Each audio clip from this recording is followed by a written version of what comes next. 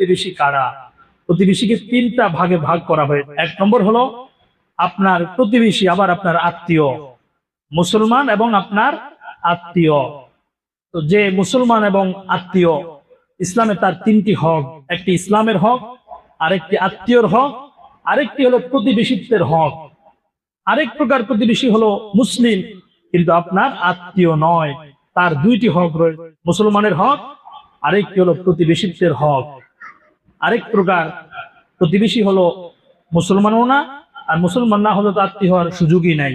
অমুসলিম অন্য ধর্মাবলম্বী যারা আছে তারাও যদি আপনার প্রতিবেশী হয়, তাদের সাথেও আপনার সম্পর্ক বন্ধুত্বের নয়, মানবিক হতে হবে, তাদের সাথেও আপনার ভালো আচরণ থাকতে হবে।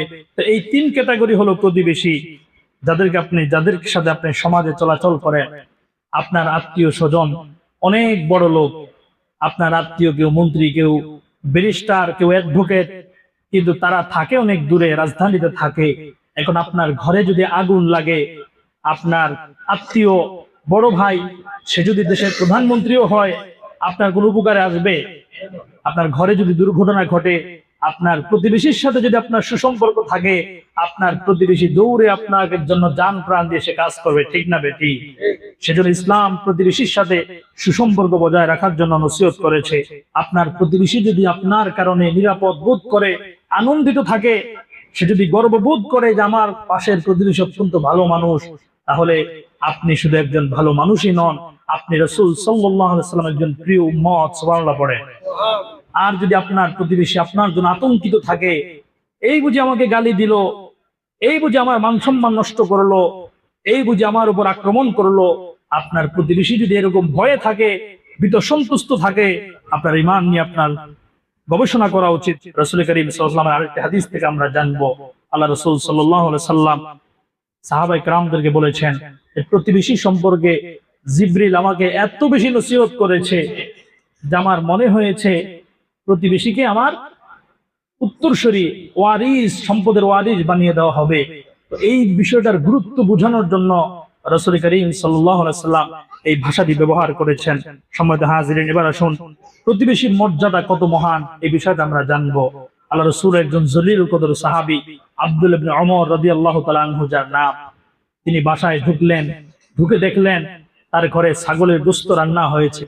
তিনি ঘরে ঢুকেই জিজ্ঞাসা করলেন, আমার পাশের যেই ইহুদি প্রতিবেশী আছে তার ঘরে ছাগলের গোশত দিয়েছো কিনা? সুবহানাল্লাহ পড়েন। ইসলামের মানবতা কত চমৎকার! যে ইসলাম প্র্যাকটিস করে সে হলো সবচেয়ে বড় মানবতাবাদী, তার ভিতর মানবতা আছে। আব্দুল্লাহ ইবনে ওমর ঘরে ঢুকেই প্রশ্ন করলেন যে আমার পাশে যে ইহুদি প্রতিবেশী তার বাসায় গোশত গেছে কিনা? আজকে আমাদের ফ্রিজের মধ্যে গোশত ভরপুর থাকে, মাসের পর মাস ফ্রিজের মধ্যে গোশত।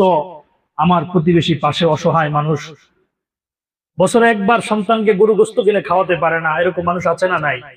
কিন্তু আমার ফ্রিজের মধ্যে গোশত ভরপুর, বাসি হয়ে যাচ্ছে, পচে যাচ্ছে।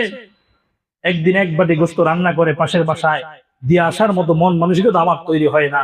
এরকম যদি হয় আমার মন মানসিকতা, তাহলে আল্লাহ কি ওই সমাজে তাদের রহমত দান করবেন? আপনার প্রতিবেশী না খেয়ে আছে, আপনি ঢাকার এক বন্ধুর জন্য অপেক্ষা করছেন, তার খোঁজ নিচ্ছেন, দূরের এক আত্মীয়ের জন্য খোঁজ নিচ্ছেন, কিন্তু আপনার সামনে তার বাসা, প্রতিদিন আপনি ভালো বুড়া রান্না করছেন, এই গ্রাম তার ঘরে যাচ্ছে, সন্তানগুলো মাকে জিজ্ঞাসা করছে, মা কি রান্না করেছ? মা চোখের পানি ফেলে আর দোয়া করে, কিন্তু আপনি একবারও খোঁজ নিলেন না। এটা ইমানদারের বৈশিষ্ট্য নয়। একদিন এক বাটি গরু গোশত তার বাসায় নিয়ে যা, আল্লাহর আরশ পর্যন্ত খুশি হয়ে যাবে। সুবহানাল্লাহ পড়েন। ইসলামে মানবতা শিখিয়েছে। শুধু নিজেই খাবেন, নিজের সন্তানদের প্রতি যত্নবান হবেন। পাড়া প্রতিবেশী না খেয়ে অসুস্থ দিন যাপন করছে, একদিন দেখতেও যায় না, 2 টাকা দিয়ে সহযোগিতাও করে না, এরকম কৃপণ অসামাজিক মুসল্লি সমাজের মধ্যে আছে না নাই? অথচ ঠিকই নামাজ পড়ছে, ঠিকই তাহাজ্জুদ পড়ছে, ঠিকই দান সদকা করছে, বড় বড় মাহফিলে 50,000 টাকা দিয়ে সুবহানাল্লাহ, মারহাবা, মাশাআল্লাহ নিয়ে চলে আসছে, নিজের বাড়ির দরজার প্রতিবেশীর কোনো খোঁজ নিচ্ছে না। এটা ইসলাম শিক্ষা দেয় না, এটা মুসলমানের চরিত্র হতে পারে না। আল্লাহ তাআলা প্রতিবেশীর প্রতি আমাদের সহনশীল হওয়ার তৌফিক দান করুন। আল্লাহুম্মা আমিন।